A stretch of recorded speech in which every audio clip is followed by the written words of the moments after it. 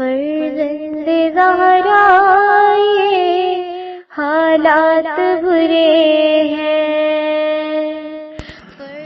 کاشانۂ بصیرت ایک ایسا مکمل یوٹیوب چینل جس پر محروم بصارت کے لیے بالخصوص اور تمام افراد کے لیے بالعموم سینکڑوں کی تعداد میں اسلامی کتب دستیاب ہیں۔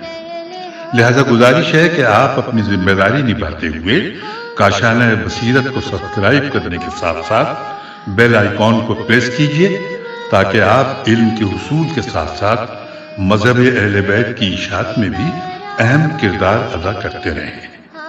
کاشانۂ بصیرت، کاشانۂ بصیرت، کاشانۂ بصیرت۔ فرزند زہرا یہ حالات برے ہیں۔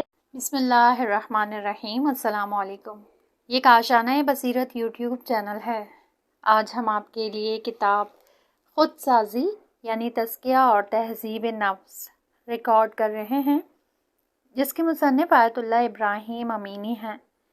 تو آئیے سنتے ہیں اس کتاب کا پارٹ نمبر 8 پیج نمبر 106 سے۔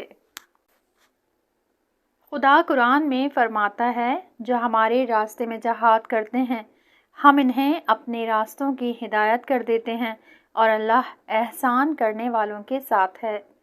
نمبر 3، اللہ تعالیٰ کی کرامت کی طرف توجہ کرنا اور انسانی اقتدار کو قوی بنانا۔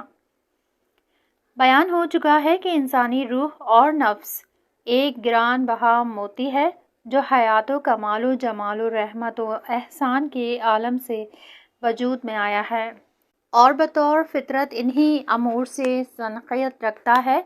اگر یہ اپنے بلند مقام اور منزلت اور قیمتی وجود کی طرف توجہ رکھے ہوئے ہو تو گناہوں کا ارتکاب اور برے اخلاق کو اپنی شان سے پست تر شمار کرے گا، اور فطرتاً ان سے متنفر ہوگا۔ جب اس نے سمجھ لیا کہ وہ انسان ہے اور انسان ذات الہی کے خاص لطف و کرم سے عالم بالا سے اس دنیا میں آیا ہے، تو پھر اس کی نگاہ میں حیوانی خواہشات اور حوی و ہوس بے قیمت جلوہ گر ہوں گی، اور اپنے وجود میں مکارم اخلاق کو زندہ رکھنے کی طرف مائل ہوگا۔ امیر المومنین علیہ السلام نے فرمایا کہ جو شخص اپنے نفس کی عزت کرتا ہو اس کے لیے شہوات بہت معمولی اور بے ارزش ہوں گی۔ امام سجاد علیہ السلام کی خدمت میں عرض کیا گیا کہ معزز اور گراں قدر انسان کون ہوتا ہے؟ تو آپ نے فرمایا، جو دنیا کو اپنے وجود کی قیمت قرار نہ دے۔ لہٰذا روح کے انسانی شرافت اور اس کے وجود کی قیمتی ہونے اور اس کے مقام و مرتبت کے بلند و بالا کی طرف توجہ سے نفس کو گناہوں اور برے اخلاق سے پاک کرنے میں مدد لی جا سکتی ہے۔ اگر ہم اپنی روح سے مخاطب ہوں اور اسے کہیں کہ اے روح، تو علم و حیات، کمال و جمال، احسان و رحمت اور قدس کے عالم سے آئی ہے، تو اللہ تعالیٰ کا خلیفہ ہے، تو ایسا انسان ہے جو ہمیشہ زندہ رہنے اور اللہ تعالیٰ کے قرب حاصل کرنے کے لیے پیدا کیا گیا ہے، تو حیوان سے بلند و بالا ہے۔ تیرے وجود کی قیمت حیوانی خواہشات کی پیروی کرنا نہیں ہے۔ اگر انسان اس طرح سوچے تو پھر گناہوں کے ترک کر دینے اور روح کو پاک کرنے میں بہت آسانی ہو جائے گی۔ اسی طرح نفس کو پاک کرنے کے لیے ہر بری صفت کی ضد کو قوی کرنا چاہیے تاکہ بری صفت آہستہ آہستہ دور ہو جائے۔ نیک صفت کو اس کی جگہ لے آنا چاہیے تاکہ اس کی ثانوی عادت ہو جائے۔ مثلاً اگر کسی انسان سے حسد کرتے ہیں تو اس پر نعمت اور خوشی سے ہمیں تکلیف ہوتی ہے، اور اس کی برائی اور اذیت اور توہین اور لاپرواہی کرنے اور اس کے کاموں میں روڑا اٹکانے سے ہم اپنے اندرونی بغض کو خوش کرتے ہیں۔ تو اس صورت میں ہمیں اس کی تعریف اور ثنا، احترام اور احسان اور خیر خواہی اور مدد کرنے میں کوشش کرنی چاہیے۔ جب ہمارے کام حسد کے اقتضاء کے خلاف ہوں گے تو پھر آہستہ آہستہ یہ بری صفت زائل ہو جائے گی اور خیر خواہی کی صفت اس کی جگہ لے لے گی۔ اور اگر ہم کنجوسی اور بخل کی بیماری میں مبتلا ہوئے تو پھر اپنے مال کو شرعی امور میں خرچ کر دینے کو اپنے نفس پر لازم قرار دیں تاکہ تدریجاً بخالت کی صفت زائل ہو جائے اور احسان اور خرچ کرنے کی عادت ہو جائے۔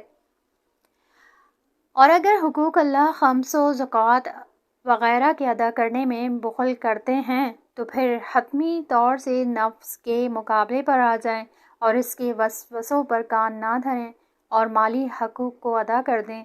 اور اگر ہم اپنے مال کو اپنے اہل و عیال اور زندگی کے مصارف میں خرچ کرنے سے انکار کرتے ہیں تو پھر ان میں خرچ کرنے کے لیے اپنے نفس پر زور دیں تاکہ اس کی عادت ہو جائے، اور اگر بخالت کی وجہ سے نیکی کے کاموں میں شریک نہیں ہوتے تو پھر جیسے بھی ہو ان امور میں شرکت کرتے رہیں اور کچھ اپنے مال کو اللہ تعالیٰ کے راستے اور غریبوں کی اعانت کے لیے خرچ کرتے رہیں تاکہ آہستہ آہستہ اس کام کی عادت پڑ جائے۔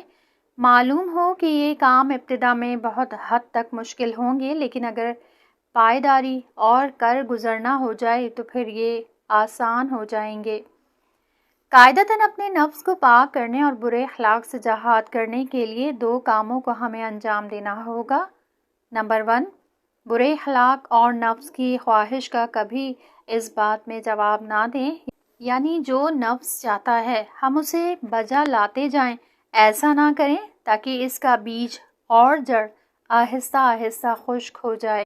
نمبر 2، نیک صفت جو بری صفت کی ضد ہے اسے قوی بنائیں اور نفس کو اس پر عمل کرنے کے لیے مجبور کریں تاکہ وہ آہستہ آہستہ اس کی عادت ڈال لے اور وہ اس کی عادت اور ملکہ بن جائے اور بری صفت کو بیخ سے اکھاڑ ڈالے۔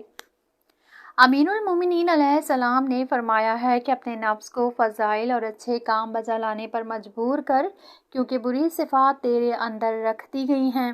نیز حضرت علی علیہ السلام نے فرمایا کہ اپنے نفس کو اچھے کام انجام دے اور سختی کا بوجھ اٹھانے کی عادت ڈال تاکہ تیرا نفس شریف ہو جائے اور تیری آخرت آباد ہو جائے اور تیری تعریف کرنے والے زیادہ ہو جائیں۔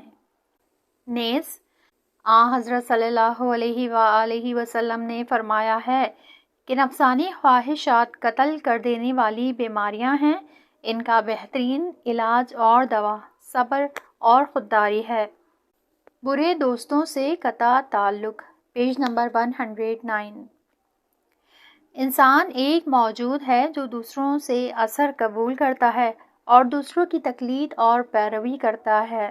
بہت سی صفات اور آداب اور کردار اور رفتار کو دوسرے ان انسانوں سے لیتا ہے کہ جن کے ساتھ بود و باش اور ارتباط رکھتا ہے۔ در حقیقت ان کے رنگ میں رنگا جاتا ہے، بالخصوص دوستوں اور میل جول رکھنے والوں سے زیادہ اثر لیتا ہے جو اس کے زیادہ نزدیک ہوتے ہیں۔ بد اخلاق اور فاسد لوگوں کے ساتھ دوستی انسان کو فساد اور بد اخلاقی کی طرف لے جاتی ہے۔ انسان کی ایک خاصیت یہ ہے کہ وہ اپنے آپ کو دوسروں کی طرح بناتا ہے۔ اگر کسی کے ہم نشین بد اخلاق اور گناہ گار ہوں تو وہ ان کے برے اخلاق اور گناہ سے انس پیدا کر لیتا ہے اور صرف ان کی برائی کو برائی سے نہیں سمجھتا بلکہ وہ اس کی نگاہ میں اچھائی بھی معلوم ہونے لگتی ہے۔ اس کے برعکس اگر ہم نشین خوش اخلاق اور نیک ہوں تو انسان ان کے اچھے اخلاق اور کردار سے مانوس ہو جاتا ہے اور اس کا دل چاہتا ہے کہ وہ خود بھی اپنے آپ کو انہی کی طرح بنائے۔ لہٰذا اچھا دوست اللہ تعالیٰ کی ایک بہت بڑی نعمت ہے اور انسان کی ترقی اور کمال تک پہنچنے کا بہت اچھا کارآمد اور سعادت آور شمار ہوتا ہے۔ اس کے برعکس برا دوست انسان کی بدبختی اور راستے سے ہٹنے اور مصائب کا موجب ہوتا ہے۔ لہٰذا دوست کے انتخاب اور اختیار کرنے کو ایک معمولی کام اور بے اہمیت شمار نہیں کرنا چاہیے بلکہ اسے ایک اہم اور عاقبت ساز کام شمار کرنا چاہیے، کیونکہ برا گنہگار دوست برے کاموں کو بھی اچھا بتلاتا ہے اور چاہتا ہے کہ اس کے دوست بھی اسی کی طرح ہو جائیں۔ برا دوست نہ دنیا میں کسی کی مدد کرتا ہے اور نہ آخرت کے امور میں مدد کرتا ہے، اس کے پاس آنا جانا بے عزتی اور رسوائی کا موجب ہوتا ہے۔ امام جعفر صادق علیہ السلام نے فرمایا کہ کسی مسلمان کے شایان شان نہیں ہے کہ وہ فاسق، احمق، دروغ گو سے دوستی کرے۔ پیغمبر علیہ السلام نے فرمایا ہے کہ انسان اپنے دوست اور ہم نشین کے دین پر ہوتا ہے۔ حضرت علی علیہ السلام نے فرمایا ہے کہ فاسق انسان سے دوستی کرنے میں حتمی طور سے اجتناب کرو، اس واسطے کہ شر سے جا ملتا ہے۔ امیر المومنین علیہ السلام نے فرمایا ہے کہ برے اور شریر لوگوں سے میل جول رکھنے سے حتمی طور سے پرہیز کر، کیونکہ برا دوست آگ کی طرح ہوتا ہے کہ جو بھی اس کے نزدیک جائے گا جل جائے گا۔ حضرت علی علیہ السلام نے فرمایا ہے کہ برے دوست کے ساتھ میل جول سے حتماً پرہیز کر، کیونکہ وہ اپنے ہم نشین کو ہلاک کر دیتا اور اس کی آبرو کو ضرر پہنچاتا ہے۔ لہٰذا جو انسان اپنے نفس کو پاک کرنا چاہتا ہے، اگر اس کے برے دوست ہیں تو ان سے میل جول فوراً ترک کر دے، کیونکہ برے دوست رکھتے ہوئے گناہوں کا چھوڑنا بہت مشکل ہے۔ برے دوست انسان کے اپنے نفس کو پاک کرنے کے ارادے کو سست کر دیتے ہیں اور اسے گناہ اور فساد کی طرف راغب کرتے ہیں۔ گناہ کرنا بھی ایک عادت ہے اور یہ اس صورت میں چھوڑی جا سکتی ہے جب دوسرے عادت رکھنے والوں سے میل جول ترک کر دے۔ نمبر 5، لغزش کے مقامات سے دور رہنا۔ Page number 111۔ نفس کو پاک کرنا اور گناہ کا چھوڑ دینا، اور وہ بھی ہمیشہ کے لیے، کوئی آسان کام نہیں ہے، بلکہ یہ بہت مشکل کام ہے۔ انسان ہر وقت لغزش اور گناہ کے میدان میں رہتا ہے۔ نفس امارہ برائیوں کی دعوت دیتا رہتا ہے، اور نفس جو جسم کے حکم ماننے کا مرکز ہے، وہ ہمیشہ بدلتا اور دیگر گوں ہوتا رہتا ہے۔ دنیا میں رونما ہونے والے واقعات سے متاثر ہوتا ہے اور اسی کے مطابق فرمان جاری کرتا ہے، اور پھر وہ اسے کیسے سنتا اور دیکھتا اور کن شرائط میں قرار پاتا ہے۔ انسان مجالس اور محافل، معنوی اور عبادات اور احسان، نیک کاموں کے ماحول میں جانے سے اچھے کاموں کے بجالانے کی طرف مائل ہوتا ہے۔ برعکس فسق و فجور اور گناہ کے مراکز اور محافل میں جانے سے انسان گناہ کی طرف لے جایا جاتا ہے۔ معنوی ماحول دیکھنے سے انسان معاونیات کی طرف رغبت کرتا ہے، اور شہوت انگیز ماحول دیکھنے سے انسان شہوت رانی کے لیے حاضر ہو جاتا ہے۔ اگر کسی عیش و نوش کی مجلس میں جائے تو عیاشی کی طرف مائل ہوتا ہے، اور اگر کسی دعا دینائش کی محفل میں حاضر ہو تو خدا کی طرف توجہ پیدا کرتا ہے۔ اگر دنیا داروں اور متاع کے عاشقوں کے ساتھ بیٹھے تو حیوانی لذت کی طرف جایا جاتا ہے، اور اگر خدا کے نیک اور صالحہ بندوں کے پاس بیٹھے نیکی اور خوبی کی طرف رغبت کرتا ہے۔ لہٰذا جو لوگ اپنے نفس کو پاک کرنے اور گناہوں کے ترک کرنے کا ارادہ رکھتے ہیں تو ان کے لیے ضروری ہے کہ وہ اپنی آنکھوں، کانوں کو شہوات انگیز اور خرابی و فساد اور گناہوں کی محافل اور مراکز سے دور رکھیں، اور اس طرح کی محافل اور اجتماع میں شریک نہ ہوں، اور اس طرح کے لوگوں کے ساتھ میل جول اور دوستی نہ رکھیں۔ اگر ایسا نہیں کریں گے تو پھر ہمیشہ کے لیے گناہ اور خطا اور لغزش کے میدان میں واقع ہوتے رہیں گے۔ اس لیے تو اسلام نے حرام کے اجتماع اور محافل جیسے جوئے بازی، شراب وغیرہ میں شریک ہونے سے روکا ہے۔ نامحرم کو دیکھنا اور غیر محرم عورت کے ساتھ تنہائی میں بیٹھنا اور اس سے مصافحہ کرنا اور اس سے ہنسی اور مذاق کرنے سے منع کیا ہے۔ اسلام میں پردے کے لیے سب سے بڑی حکمت اور مصلحت یہی چیز ہے۔ اسلام چاہتا ہے کہ ماحول گناہوں کے ترک کر دینے اور نفس کو پاک کرنے کے لیے سازگار ہو۔ اس کے علاوہ کسی اور صورت میں نفس امارہ پر کنٹرول کرنا غیر ممکن ہے، کیونکہ فاسد ماحول انسان کو فساد کی طرف لے جاتا ہے، یہاں تک کہ صرف گناہوں کی فکر اور سوچ بھی انسان کو گناہ کی طرف بلاتی ہے۔ لہٰذا اسلام ہمیں کہتا ہے کہ گناہ کی فکر اور سوچ کو بھی اپنے دماغ میں راستہ نہ دو۔ امیر المومنین علیہ السلام نے فرمایا ہے کہ جب آنکھ کسی شہوت کو دیکھ لے تو پھر اس کی روح اس کے انجام کے سوچنے سے اندھی ہو جاتی ہے۔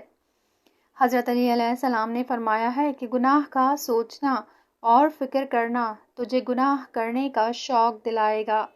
خود پسندی اور خود خواہی تمام مفاسد کی جڑ ہے۔ Page number 113۔ علماء اخلاق نے خود پسندی اور خود خواہی کی صفت کو ام الفساد یعنی فساد کی جڑ قرار دیا ہے، اور تمام گناہوں اور تمام بری صفات کا سبب خود پسندی بتلایا ہے۔ لہٰذا نفس کو اس سے پاک کرنے میں بہت ہی زیادہ کوشش کرنی چاہیے۔ ہم کو پہلے خود پسندی اور خود خواہی کے معنی بیان کرنے چاہیے، اس کے بعد اس بری صفات کے برے اثرات اور اس سے مقابلہ کرنے کی تشریح کرنی چاہیے، اور یہ بھی معلوم ہونا چاہیے کہ ہر زندہ شے کو اپنی ذات اور صفات، کمالات اور افعال اور آثار سے محبت اور علاقہ مندی ہوا کرتی ہے، یعنی فطرت اور طبیعت میں خود پسند اور خود خواہ ہوا کرتے ہیں۔ لہٰذا یہ نہیں ہو سکتا کہ خود پسندی کو بطور کلی برا جانا جائے، بلکہ یہ توضیح اور تشریح کا محتاج ہے۔ پہلے بیان ہو چکا ہے کہ انسان دو وجود اور دو خود اور دو میں رکھتا ہے، ایک حیوانی وجود اور میں، اور دوسرا انسانی وجود اور میں۔ اس کا انسانی وجود اور میں اللہ تعالیٰ کی ایک خاص عنایت ہے جو عالم ملکوت سے نازل ہوا ہے تاکہ وہ زمین میں اللہ کا خلیفہ ہو۔ اس لحاظ سے وہ علم اور حیات، قدرت اور رحمت، احسان اور اچھائی اور کمال کے اظہار سے سنقیت رکھتا ہے اور انہی کا چاہنے والا ہے۔ لہٰذا اگر انسان اپنے آپ کو پہچانے اور اپنے وجود کی قیمت کو جانے اور اسے محترم رکھے تو وہ تمام خوبیوں اور کمالات کے سرچشمے کے نزدیک ہوگا اور مکارم اخلاق اور فضائل اور اچھائیوں کو اپنے آپ میں زندہ کرے گا۔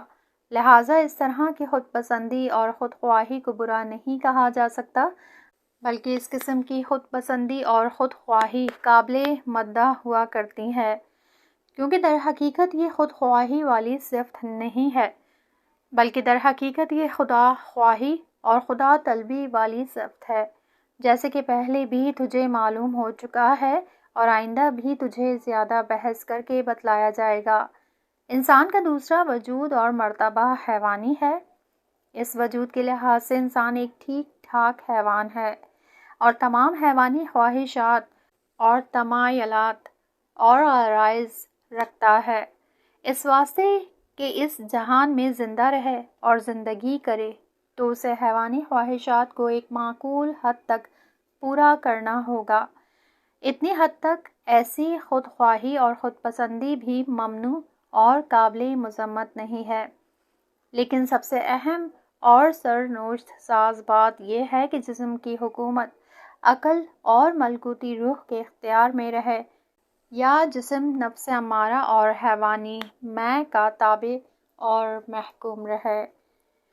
اگر تو جسم پر عقل اور انسانی خود اور میں حاکم ہوئی تو وہ حیوانی خود اور خواہشات کو اعتدال میں رکھے گا اور تمام انسانی مکارم اور فضائل اور سیر و سلوک الی اللہ کو زندہ رکھے گا۔ اس صورت میں انسان خود جو اللہ تعالیٰ کے وجود سے مربوط ہے اصالت پیدا کر لے گی اور اس کا ہدف اور غرض مکارم اخلاق اور فضائل اور قرب الہی اور تکامل کا زندہ اور باقی رکھنا ہو جائے گا، اور حیوانی خواہشات کو پورا کرنا تو فعلی اور ثانوی حیثیت بن جائے گا۔ لہٰذا خود پسندی اور خود خواہی اور حب ذات کو محترم شمار کرنا قابل مذمت نہیں رہے گا، بلکہ قابل مدح بھی ہو جائے گا۔ اس کے برعکس اگر نفس امارہ اور حیوانی وجود جسم پر حاکم ہو گیا تو وہ عقل اور انسانی خود اور میں کو مغلوب کر کے اسے جدا کر دے گا اور سراسر جسم ہی منظور نظر ہو جائے گا۔ اس صورت میں انسان آہستہ آہستہ خدا اور کمالات انسانی سے دور ہوتا جائے گا اور حیوانی تاریک وادی میں جا گرے گا اور اپنے انسانی خود اور میں کو فراموش کر بیٹھے گا اور حیوانیت کے وجود کو انسانی وجود کی جگہ قرار دے گا۔ یہی وہ خود پسندی اور خود خواہی ہے جو قابل مذمت ہے اور جو تمام برائیوں کی جڑ ہوتی ہے۔ خواہ خود انسان صرف حیوانی خود کو چاہتا ہے اور بس، اس کے تمام افعال اور حرکات، کردار اور گفتار کا مرکز حیوانی خواہشات کا چاہنا اور حاصل کرنا ہوتا ہے۔ مقام عمل میں وہ اپنے آپ کو حیوان سمجھتا ہے اور زندگی میں سوائے حیوانی خواہشات اور ہوس کے اور کسی ہدف اور غرض کو نہیں پہچانتا۔ حیوانی پس خواہشات کے حامل کرنے میں اپنے آپ کو آزاد جانتا ہے اور ہر کام کو جائز سمجھتا ہے۔ اس کے نزدیک صرف ایک چیز مقدس اور اصلی ہے اور وہ ہے اس کا حیوانی نفس اور وجود۔ تمام چیزوں کو یہاں تک کہ حق عدالت صرف اپنے لیے چاہتا ہے اور مخصوص قرار دیتا ہے اور بس، وہ حق اور عدالت جو اسے فائدہ پہنچائے اور اس کی خواہشات کو پورا کرے اسے چاہتا ہے، اور اگر عدالت اسے ضرر پہنچائے تو وہ ایسی عدالت کو نہیں چاہتا، بلکہ وہ اپنے لیے صحیح سمجھتا ہے کہ اس کا مقابلہ کرے، یہاں تک کہ قوانین اور احکام کی اپنی پسند کے مطابق تعویل کرتا ہے، یعنی اس کے نزدیک اپنے افکار اور نظریات اصالت اور حقیقت رکھتے ہیں، اور دین اور احکام اور قوانین کو ان پر منطبق کرتا ہے۔ خود پسند اور خود خواہ انسان چونکہ فضائل اور کمالات اور اخلاق حقیقی سے محروم ہوتا ہے، لہٰذا وہ اپنے آپ کو جھوٹے کام اور مرحوم اور بے فائدہ اور شہرت طلبی مقام اور منصب حرص اور طمع، تکبر اور حکومت، کھانا پینا اور سونا اور لذات جنسی وغیرہ میں مشغول رکھتا ہے اور اسی میں خوشحال اور سرگرم رہتا ہے، اور اللہ کی یاد اور نفس کو کمالات تک پہنچانے کے لیے کوشش کرنے سے غافل رہتا ہے۔ خود خواہ اور خود پسند انسان چونکہ نفس امارہ کا مطیع اور گرویدہ ہوتا ہے، لہٰذا زندگی میں سوائے نفس کی خواہشات کے حاصل کرنے اور اسے جتنا ہو سکے خوش رکھنے کے علاوہ اس کی کوئی اور غرض نہیں ہوتی، اور ان حیوانی خواہشات کے حاصل کرنے میں کسی بھی برے کام کے انجام دینے سے گریز نہیں کرتا، اور ہر برے کام کی تعویل کر کے اسے جائز قرار دے دیتا ہے۔ وہ صرف حیوانی خواہشات تک پہنچنا چاہتا ہے اور اس تک پہنچنے میں ظلم کرنے، جھوٹ بولنے، تہمت لگانے، وعدہ خلافی کرنے، دھوکہ دینے، خیانت کرنے اور اس طرح کے دوسرے گناہوں کے بجا لانے کو جائز اور صحیح قرار دیتا ہے۔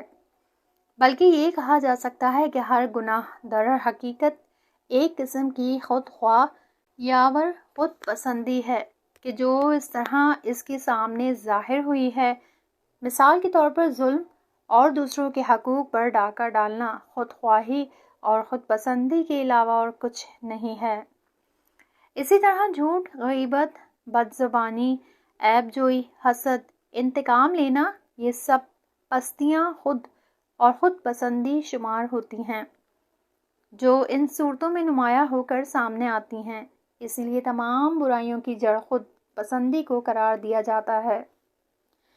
خود خواہی اور خود پسندی کے کئی مراتب اور درجات ہیں کہ سب سے زیادہ مرتبہ خود پرستی اور اپنے آپ کی عبادت کرنا ہو جاتا ہے۔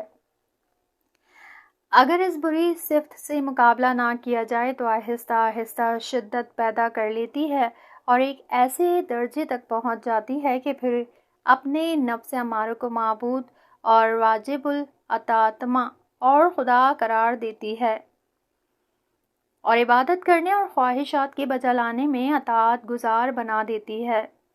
خداوند عالم ایسے افراد کے بارے میں فرماتا ہے کہ وہ شخص کہ جس نے اپنی خواہشات کو اپنا خدا قرار دے رکھا ہے، اسے تو نے دیکھا ہے؟ کیا عبادت سوائے اس کے کوئی اور معنی رکھتی ہے کہ عبادت کرنے والا اپنے معبود کے سامنے تواضع اور فردانتی کرتا ہے اور بغیر چون و چرا کے اس کے احکام اور فرمائشات کو بجا لاتا ہے؟ جو انسان خود پسند اور خود خواہ ہوتا ہے وہ بھی ایسا ہی ہوتا ہے، کیونکہ وہ اپنے نفس کو واجب الاطاعت قرار دیتا ہے اور اس کے سامنے تواضع اور فردانتی اور عبادت کرتا ہے، بغیر چون و چرا کے اس کی فرمائشات کو بجا لاتا ہے۔ جو انسان خود خواہ اور خود پسند ہوتا ہے وہ کبھی موحد نہیں ہو سکتا۔ تمام گناہوں کی جڑ دنیا طلبی ہے، پیج نمبر 116۔ آیات قرآنی اور روایات اہل بیت علیہ السلام میں دنیا کی بہت زیادہ مذمت وارد ہوئی ہے اور اسے لہو اور لعب یعنی کھیل اور کود، غرور و تکبر کا سرمایہ قرار دیا گیا ہے کہ جس میں مشغول ہو جانا مومنین کی شان نہیں ہے، اور اس سے بہت زیادہ پرہیز کیا جائے، جیسے قرآن میں آیا ہے، تھوڑی دنیا بھی دھوکے دینے والے سرمایے کے علاوہ کچھ نہیں ہے۔ نیز خداوند عالم فرماتا ہے کہ دنیا سوائے کھیل اور ہوس رانی کے اور کچھ نہیں، آخرت کا گھر نیکوکاروں کے لیے بہتر ہے، کیا سوچ اور فکر نہیں رکھتے؟ نیز اللہ تعالیٰ فرماتا ہے، جان لو کہ دنیا کی زندگی سوائے کھیل، ہوس رانی، زینت اور تفاخر اور اولاد کے زیادہ کرنے کے علاوہ کچھ نہیں ہے۔ اس کی مثال اس بارش کی ہے جو وقت پر برسے اور سبزہ زمین سے نکلے کہ جو بڑوں کو تعجب میں ڈال دے، اس کے بعد دیکھے گا کہ وہ زرد اور خشک اور خراب ہو جائے گی، آخرت میں اس کے پیچھے سخت عذاب آ پہنچے گا۔ امیر المومنین علیہ السلام نے فرمایا ہے کہ میں تمہیں دنیا سے ڈراتا ہوں کیونکہ دنیا شیریں اور خوش نما ہوا کرتی ہے، شہوات اور ہوی و ہوس سے مخلوط ہے اور اپنے آپ کو دل پسند جلدی ختم ہو جانے والی چیزوں کے ذریعے محبوب بناتی ہے اور معمولی چیزوں سے تعجب میں ڈالتی ہے، امیدوں اور دھوکے دہی سے زینت کرتی ہے، اس کی خوشی کو دوام حاصل نہیں اور اس کی مصیبتوں اور گرفتاریوں سے امان نہیں ہوتی، بہت فریب دینے والی اور نقصان دہ ہے، متغیر اور زوال پذیر ہے، فنا اور ہلاک ہو جانے والی ہے، انسانوں کو کھا جانے اور ہلاک کر دینے والی ہوا کرتی ہے۔ نیز حضرت صلی اللہ علیہ وآلہ وسلم نے فرمایا، دنیا آرزو اور تمنا کا گھر ہے اور فنا ہو جائے گی، اس کے رہنے والے وہاں سے چلے جائیں گے، شیریں اور خوش نما ظاہر ہوتی ہے، بہت جلدی دنیا کے طلب کرنے والوں کے پاس جاتی ہے اور ان کے دلوں میں جو اس سے علاق مندی ظاہر کرتے ہیں گھر کر جاتی ہے۔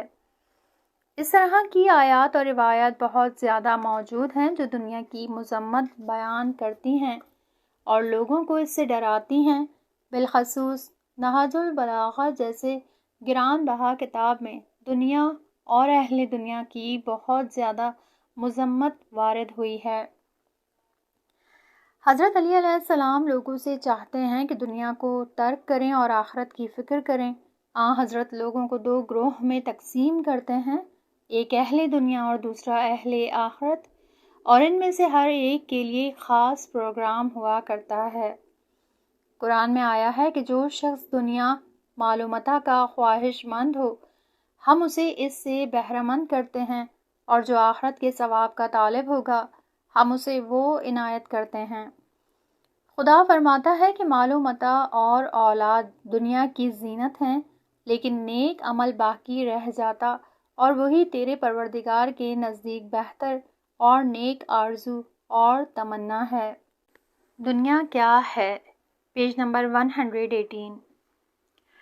بہرحال اسلام دنیا کو قابل مذمت قرار دیتا ہے اور اس سے زاہد رہنا طلب کرتا ہے، لہٰذا ضروری ہے کہ واضح کریں کہ دنیا کیا ہے اور کس طرح اس سے پرہیز کیا جائے۔ کیا دنیا ہر وہ چیز جو اس جہان میں ہے، جیسے زمین، سورج، ستارے، حیوانات، نباتات، درخت، معاون اور انسان ہیں، کا نام ہے؟ اس کے مقابلے میں آخرت یعنی ایک دوسرا جہاں ہے۔ اگر دنیا سے یہ مراد ہے تو پھر دنیا کی زندگی، کام کرنے، خورد و نوش، آرام اور حرکت وغیرہ جو دنیا کی زندگی سے مربوط ہیں کا نام ہوگا۔ کیا اسلام میں کسب، معاش اور کام کرنے اور روزی حاصل کرنے اور اولاد پیدا کرنے اور نسل کو بڑھانے کی مذمت کی گئی ہے؟ کیا زمین اور آسمان، حیوانات اور نباتات بری چیزیں ہیں اور انسان کو ان سے پرہیز کرنا چاہیے؟ کیا اسلام کام اور کوشش کرنے، روزی کو حاصل کرنے اور تولید نسل کی مذمت کرتا ہے؟ یہ تو قطعاً ایسا نہیں ہے۔ یہ تمام چیزیں اللہ تعالیٰ کی بنائی ہوئی ہیں۔ اگر یہ چیزیں بری ہوتیں تو اللہ تعالیٰ انہیں پیدا ہی نہ کرتا۔ خداوند عالم ان تمام چیزوں کو اپنی بہت بڑی خوشنما نعمتیں جو انسان کے متی قرار پائی ہیں جانتا ہے، تاکہ انسان ان سے فائدہ حاصل کرے۔ تنہا مال اور دولت قابل مذمت نہیں ہے، بلکہ اسے قرآن میں خیر اور اچھائی کے طور پر ظاہر کیا ہے۔ حلال روزی کمانے اور کام اور کوشش کی مذمت ہی نہیں کی گئی، بلکہ بہت سی روایات میں اسے بہترین عبادت بھی شمار کیا گیا ہے۔ جیسے پیغمبر علیہ السلام نے فرمایا ہے کہ عبادت کے 70 جزو ہیں، ان میں سب سے زیادہ افضل حلال روزی کا طلب کرنا ہے۔ امام محمد باقر علیہ السلام نے فرمایا ہے کہ جو شخص دنیا میں اپنی روزی حاصل کرے تاکہ لوگوں سے بے پرواہ ہو جائے اور اپنے اہل و عیال کی روزی کو وسیع کرے اور اپنے ہمسایوں کے ساتھ احسان کرے، وہ قیامت کے دن خدا سے ملاقات کرے گا جبکہ اس کی صورت 14ویں کے چاند کی طرح چمک رہی ہوگی۔ امام جعفر صادق علیہ السلام نے فرمایا کہ جو شخص اپنے اہل و عیال کی روزی کی تلاش کرے وہ اس شخص کی طرح ہے جو خدا کے راستے سے جہاد کرتے ہیں۔ روایات میں کام اور کوشش، زراعت اور تجارت کرنے، یہاں تک کہ نکاح کرنے کی سفارش کی گئی ہے، اور پیغمبر اور ائمہ علیہ السلام کی سیرت بھی یوں ہی تھی کہ وہ کام کرتے تھے۔ علی ابن ابی طالب جو تمام زاہدوں کے سردار ہیں کام کرتے تھے۔ بس سوچنا چاہیے کہ جس دنیا کی مذمت کی گئی ہے وہ کون سی ہے؟ بعض علماء نے کہا کہ وہ دنیا قابل مذمت نہیں ہے بلکہ اس کے ساتھ دل بستگی قابل مذمت ہے۔ بعض روایات اور آیات میں دنیا سے وابستگی اور علاق مندی کی مذمت بھی وارد ہوئی ہے۔ قرآن مجید میں آیا ہے کہ خواہشات نفسانی سے وابستگی اور علاق مندی جیسے اولاد، عورتیں، زر و جواہر کی ہمیانوں اور اچھے گھوڑے، 4 پاؤں اور زراعتیں لوگوں کے سامنے آرائش اور خوشنمائی کر رکھی ہے۔ یہ سب دنیا کا مال اور متاع ہے، لیکن نیک کام خدا کے نزدیک موجود ہیں۔ امیر المومنین علیہ السلام نے فرمایا ہے، خبردار کہ دنیا کو دوست رکھو، کیونکہ دنیا کی محبت ہر گناہ کی جڑ اور ہر مصیبت اور بلا کا سرچشمہ ہے۔ حضرت صادق علیہ السلام نے فرمایا ہے کہ دنیا سے دل بستگی اور علاق مندی ہر خطا اور گناہ کا سر ہے، یعنی سب کچھ ہے۔ اس طرح کی آیات اور روایات سے یوں معلوم ہوتا ہے کہ دنیا کے امور سے وابستگی اور علاق مندی قابل مذمت ہے، نہ یہ کہ خود دنیا قابل مذمت ہے۔ یہاں پر پھر سوال پیدا ہوگا کہ کیا دنیا سے بطور اطلاق محبت اور دل بستگی اور علاق مندی قابل مذمت ہے، اور انسان کو اپنی بیوی اور اولاد، مال اور دولت، مکان اور متاع خورد اور خوراک سے بالکل دل بستگی اور علاق مندی نہیں کرنی چاہیے؟ آیا اس طرح کا مطلب کہا جا سکتا ہے؟ جبکہ ان امور سے محبت اور دل بستگی انسان کی فطری اور طبعی چیز ہے۔ خداوند عالم نے انسان کو اس فطرت پر خلق فرمایا ہے۔ کیا انسان ایسا کر سکتا ہے کہ وہ اپنی بیوی اور اولاد سے محبت نہ رکھے؟ کیا انسان خوراک، پوشاک اور اس دنیا کی زیبائی سے محبت نہ رکھے؟ ایسا کر سکتا ہے؟ اگر ان چیزوں سے محبت کرنا برا ہوتا تو خداوند عالم انسان کو اس طرح پیدا نہ کرتا۔ انسان زندہ رہنے کے لیے ان چیزوں کا محتاج ہے اور اس طرح پیدا کیا گیا ہے کہ وہ طبعاً ان چیزوں کی طرف میلان رکھے۔ امیر المومنین علیہ السلام نے فرمایا ہے کہ لوگ دنیا کے فرزند ہیں اور کسی کو ماں سے محبت رکھنے پر ملامت نہیں کی جاتی۔ روایات میں اولاد اور عیال سے محبت کرنے کی سفارش کی گئی ہے۔ خود پیغمبر علیہ السلام اور ائمہ طہار اپنے اہل و عیال اور اولاد سے محبت کا اظہار کیا کرتے تھے۔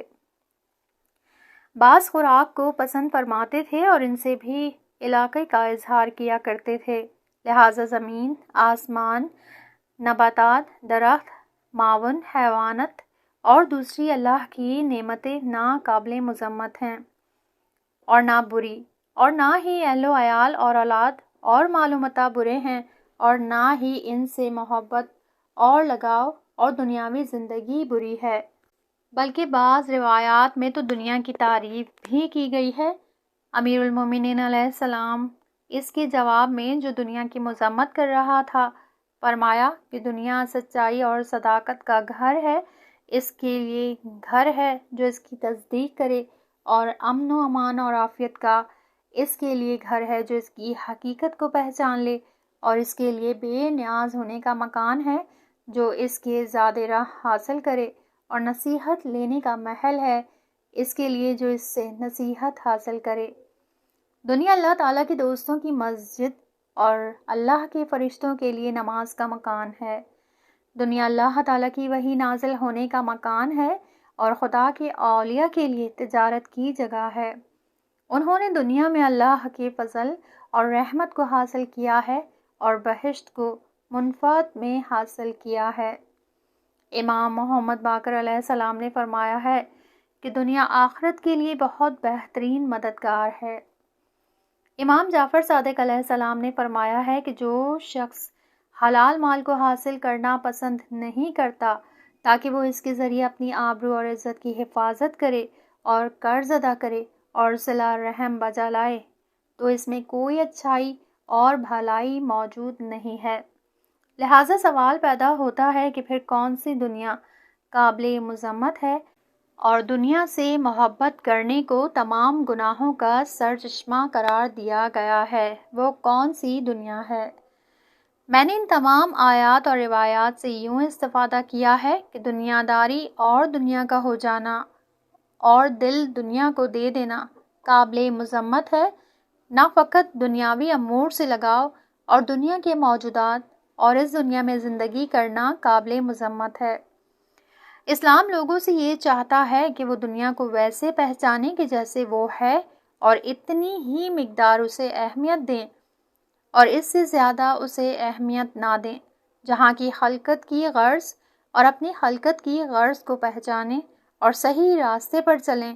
اگر انسان اس طرح ہو جائے تو وہ اہل آخرت ہوں گے، اور اگر ان کی رفتار اور کردار اس غرض کے خلاف ہوں تو پھر وہ اہل دنیا کہلائیں گے اور ہوں گے۔ یہاں اس کتاب کا یہ پارٹ ختم ہوا، اگلے حصے میں نیکسٹ پارٹ سنیں گے۔